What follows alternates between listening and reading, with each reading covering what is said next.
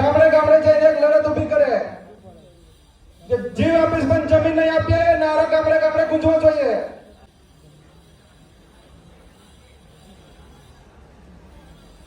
જોહાર, જય આદિવાસી. વર્ષોથી વિશ્વ આદિવાસી દિવસ ઉજવતા આવ્યા છે તેવા આ શરૂઆત કરનાર તમામ સાહેબો, યુવા ક્રાંતિકારી ભાઈ બહેનો અને સતત આટલા વર્ષોથી આ જે તમે આપણા આદિવાસીઓની પ્રતિષ્ઠા, સ્વાભિમાન જગાવવાનું એક મહત્વનું કામ કરી રહ્યા છો તે બદલ આયોજક, શરૂઆત કરનાર અને સતત અવિરતપણે ચાલુ કરનાર તમામ આદિવાસી યુવા ભાઈ બહેનો તેમજ પ્રોફેસર સાહેબો તથા સહાય કરતા તમામ ક્રાંતિકારીઓનું હું જોહાર, અભિવાદન કરું છું. આપણે આપણી ઓળખ ઉજાગર કરવાની છે કે તમે ઓળખ ક્યારે ઉજાગર કરી શકો. આપણી ઓળખ શું છે, આપણો ઇતિહાસ શું છે તે આપણે જાણતા નથી. અને જો જાણીએ છીએ તો માત્ર ને માત્ર 2 થી 5% આપણો ઇતિહાસ આપણે જાણીએ છીએ. વિચાર કરો, આદિવાસી આ દેશનો માલિક એવું કહીએ છીએ, પરંતુ શું વાસ્તવિકમાં તમે માલિક તરીકેની જિંદગી જીવી રહ્યા છો? અત્યારે આજની તારીખે જે વિકાસના નામે આપણા આદિવાસીઓની હક, અધિકાર, જળ, જંગલ અને જમીન જે છીનવવાનું કામ વિવિધ સરકારો દ્વારા કરવામાં આવ્યું છે, ત્યારે તમારે અને મારા જેવા નેતૃત્વ, આંદોલનકારી, સમાજને આગળ લઈ જાય તેવા શિક્ષિત યુવાનોની આજે જરૂર પડી છે. ખાસ કરીને હું બહેનોને કહેવા માંગુ છું, અત્યારે ગોયરા વ્રત ગયું, બરાબર છે, કેટલાય વ્રત કર્યા હશે, પરંતુ તમે કોઈ દિવસ એવું વિચાર્યું કે કઈ નારી શક્તિએ આપણને ખરેખર આ અધિકાર અપાવ્યો? પ્રાચીન સમયમાં જે ગરીબ બહેનો હતી તે બહેનોના સ્તન ઢાંકવા માટે પણ ટેક્સ ચૂકવવામાં આવતો હતો. મારે એટલા માટે કહેવા પડે છે કે તમે તમારો ઇતિહાસ ભૂલી ગયા છો.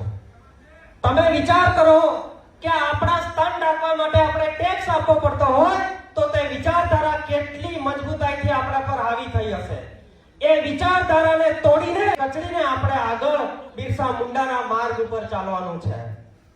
આજે કેટલાય ભાઈ બહેનો તમે જોઈ શકો છો ઇન્સ્ટાગ્રામમાં અને અલગ અલગ સોશિયલ મીડિયામાં આપણા સમાજને જાગૃત કરવાનું કામ પણ કરી રહ્યા છે, એની સાથે સાથે બગાડવાનું કામ પણ કરી રહ્યા છે. તો જે લોકો આજ સુધી આપણા સમાજને કામ નથી આવ્યા, આપણા સમાજને જાગૃત કરવામાં મદદરૂપ નથી થયા, તેમને આપણે આપણી વિચારધારાની અંદર સાંકળવાના છે.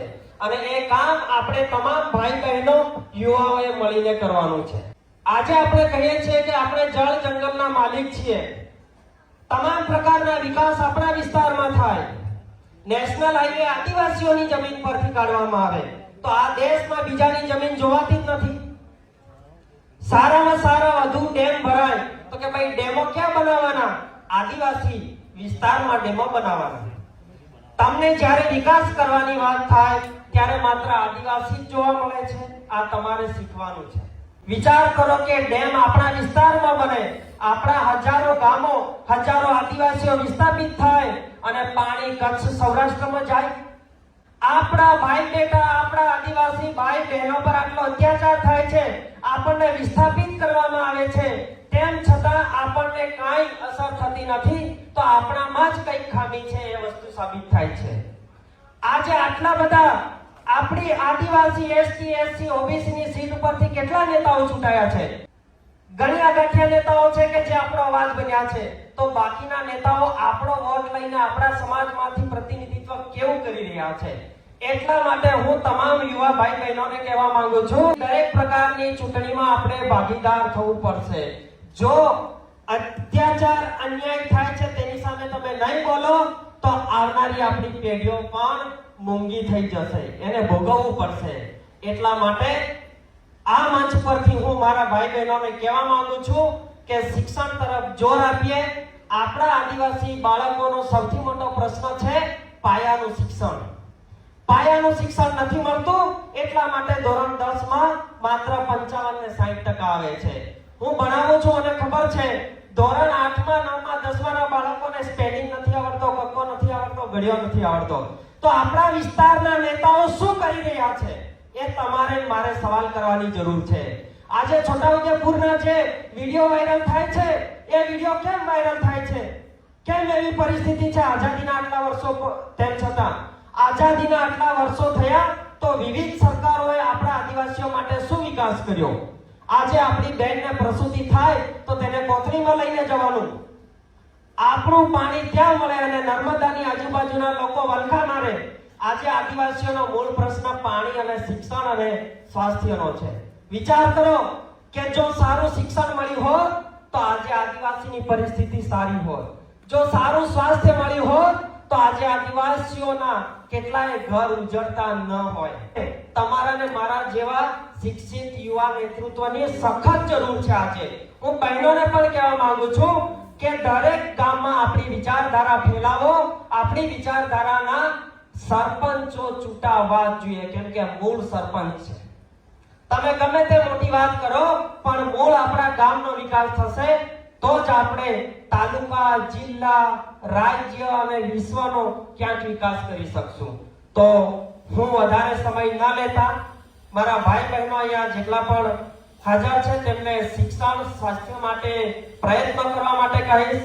અને બહેનોને ખાસ એટલા માટે કહું છું કે તમે બોલતા શીખો. આજે હું એ પણ જોવા માંગુ છું કે કેટલી બહેનો બોલશે.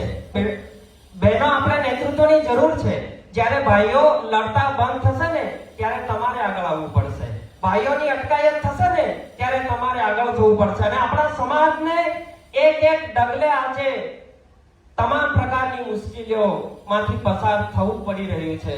તો આજના આ કાર્યક્રમમાં આપ તમામે મને સાંભળ્યો. મને અહીંયા સ્ટેજ પર આવીને એક આદિવાસી સમાજના દીકરા તરીકે મને બોલવાનો મોકો મળ્યો.